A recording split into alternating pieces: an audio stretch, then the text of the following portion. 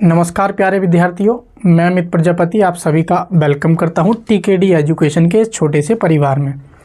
दोस्तों, यदि आप रेलवे ग्रुप डी का फॉर्म फिल करने जा रहे हैं तो फॉर्म फिल करने से सही जोन का चुनाव करना अपने आप में एक कंपटीशन कहलाता है।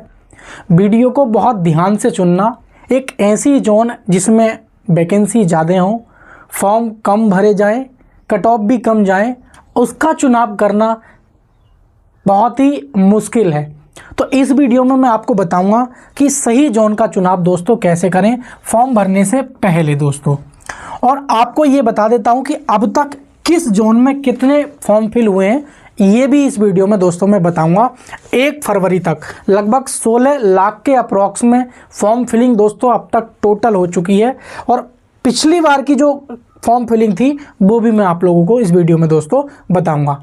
दोस्तों, यदि आप लोग चैनल पे नए हैं और रेलवे से जुड़ी अपडेट सही पाना चाहते हैं तो बिना सोचे समझे वीडियो को लाइक शेयर करके दोस्तों चैनल को सब्सक्राइब कर लेंगे और इस परिवार का हिस्सा बन जाएंगे। रेलवे ग्रुप डी से टाइम टू टाइम आपको ऑथेंटिक अपडेट मिलती रहेंगी दोस्तों, यदि आप ALP CBT 2 की तैयारी कर रहे हैं तो आप जानते हैं कि जो CBT 2 में ट्रेड पार्ट होता है उसको क्वालिफाई करना बहुत ज़रूरी है।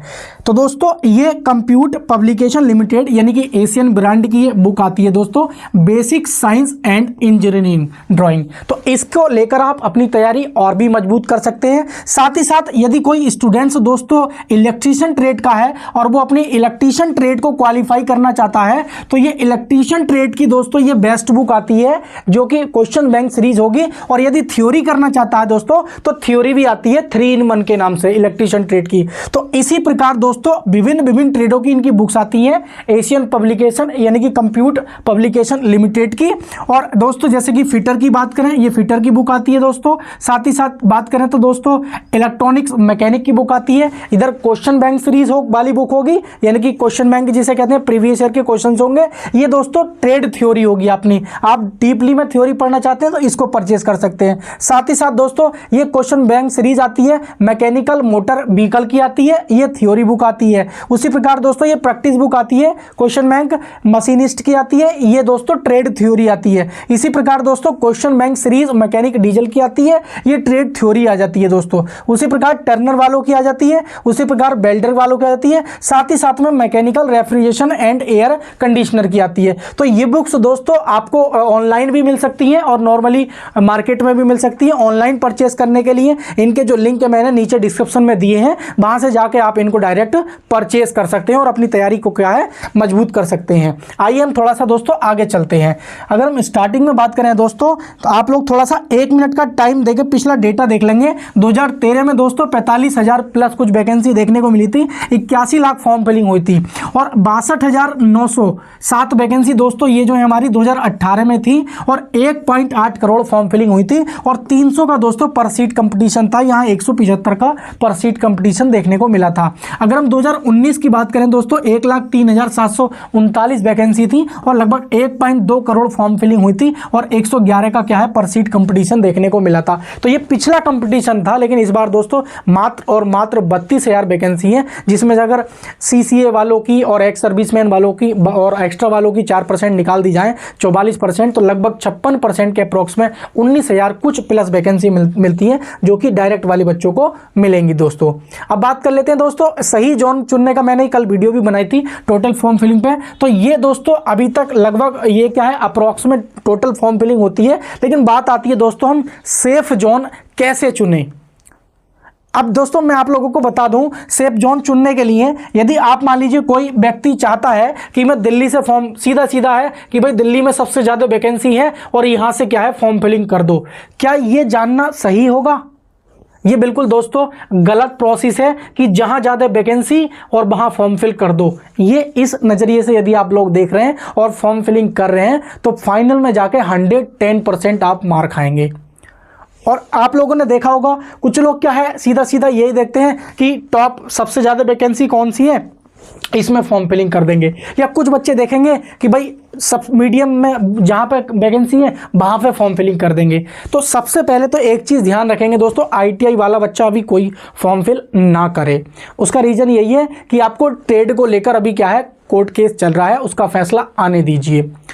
और दोस्तों क्योंकि उसका कारण यही है कि बाद में ट्रेड को चेंज करने में, क्योंकि आरआरबी चेंज तो कर नहीं सकते, ट्रेड को चेंज करने में भी इशू होता है और उसका जो है रेलवे करेक्शन चार्ज अलग से आपको देना पड़ेगा। तो इन चीज़ों से बचने के लिए अभी फॉर्म फिल ना करें। और आईटीआई वाला बच्चा अभी फॉर्म फिल नहीं कर रहा है, और जो टेंथ वाला बच्चा है दोस्तों वो फॉर्म फिल 100% कर दे दोस्तों।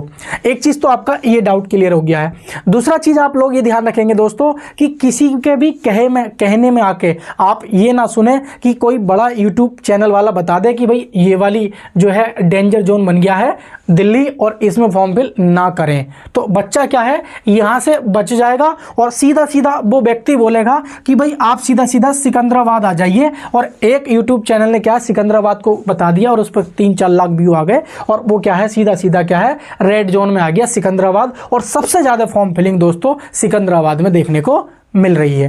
तो आप लोग ऐसा बिल्कुल ना करें। एक चीज़ तो ये हो गई है। अब बात बता देता हूं दोस्तों मैं कि आप लोग क्या है सेफ जोन दोस्तों कैसे का चुनाव कैसे करें, आइए मैं आप लोगों को बता देता हूं। दोस्तों यदि आप चाहते हैं कि रेलवे ग्रुप डी में सही जोन का चुनाव कर लें जिसमें वैकेंसी ज़्यादा हो और कट ऑफ कम जाए, तो आप अपनी कैटेगरी वाइज जाइए। जैसे मान लो कोई जनरल का बच्चा है तो वो सभी आरआरबी सभी जोन में देख ले कि किस जोन में मेरी वैकेंसी क्या है ज़्यादा है। यदि वो ज़्यादा को देखकर भरना चाहता है तो ज़्यादा को देखकर फॉर्म फिल कर देगा। यदि कोई बच्चा ये चाहता है कि कम वैकेंसी हो या मीडियम हो उसको देखकर मैं चाहता हूं कि वहां पर फॉर्म फिल कर दूं, तो इन सब चीज़ को देखते हुए ही अब आप अपना रेलवे ग्रुप डी का फॉर्म फिल करें।